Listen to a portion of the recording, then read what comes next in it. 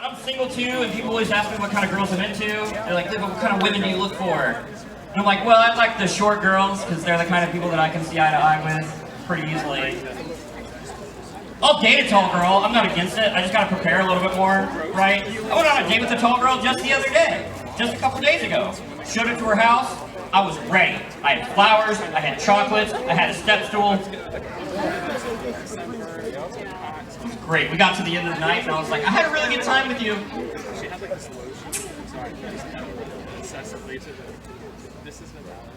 I'm on the dating apps. I don't know if anybody's on the dating apps. A lot of men lie about their height on dating apps. There's a lot of guys who are like 5'10", they say they're 6 foot.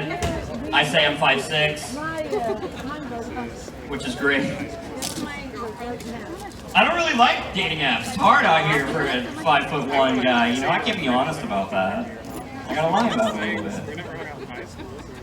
Someone told me to get on Bumble. There's this one dating app called Bumble, and it's like, yeah, it's great. The girls message the guys first, so you just kind of sit back and relax and wait for the women to come talk to you. And I'm like, wow, you mean to tell me there's an app where I just sit around doing nothing and hope that a woman's gonna come talk to me?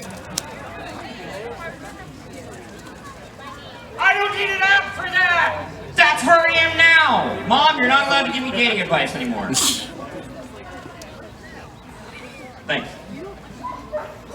I went to the next logical conclusion for our area. I've grown up in Terre Haute my whole life, so naturally I knew to get on farmersonly.com, which was great. I've seen, like you've seen the commercials like, you don't have to be lonely, yay! Red Solo Cup. Those commercials are the worst, right? You got old little farmer, old Cramjaw Jenkins, clickety-clacking on his MacBook, hoping Miranda Lambert's gonna moonwalk out of it like some kind of CMT remake of Weird Science. I've been that far out in the country. There's no way you're gonna find a good Wi-Fi connection. It's not gonna work. It's hard out here. It's hard out here for a fella. I will say though, I am not a little person, but I am a short dude, and there is a difference. Right? Look, I'll be honest with you. I'll level with you right now. I've been called a midget from the age of 4 up until 6 hours ago. I was just minding my own business, and somebody literally looked over and said, "Hey, midget, get over here." And I was like, "Dad, I got a name, dude."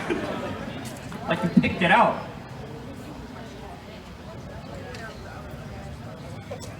It's great. It's hard out here. Although I must say, I don't know if anybody's a fan of like Game of Thrones here, but like when Game of Thrones first started, Peter Dinklage got popular for his character in the show, and I'll just be honest with you, I'll represent the Lollipop Guild if it means making that HBO money. Alright, I'll do the whole song, I'll be a song and dance man. I'm not worried about it one bit. I do like music, I gotta say, I've been listening to a lot of music. I've actually gotten weirdly addicted to listening to the best hits of Motown. That's the kind of music I've been into, and I'm trying to quit, but I can't resist the temptations. This guy doesn't know. I want to be a singer. I feel like if I were a singer, it would be a lot easier way to get women, because no one's attracted to stand-up comics. Let's be honest with ourselves. It's literally just, I can't afford therapy, so I just do this. You know what I mean? But I want to be a singer. Singers can do whatever they want. They can dedicate a song to a cute girl in the audience.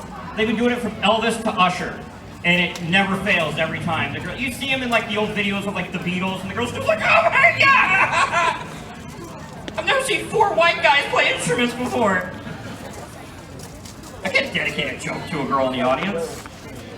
I'm going to, because that's the bit, but like I can't do that successfully. I can't be like, what's up?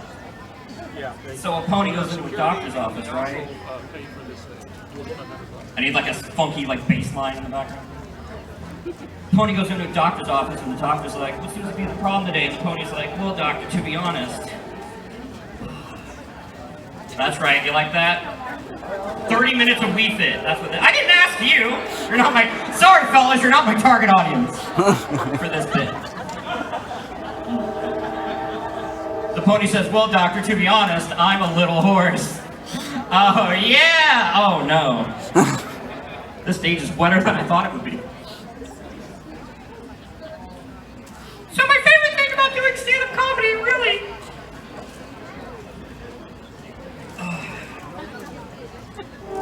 I gotta say, I really do like doing stand-up comedy. This is better than some of the other jobs that I've had.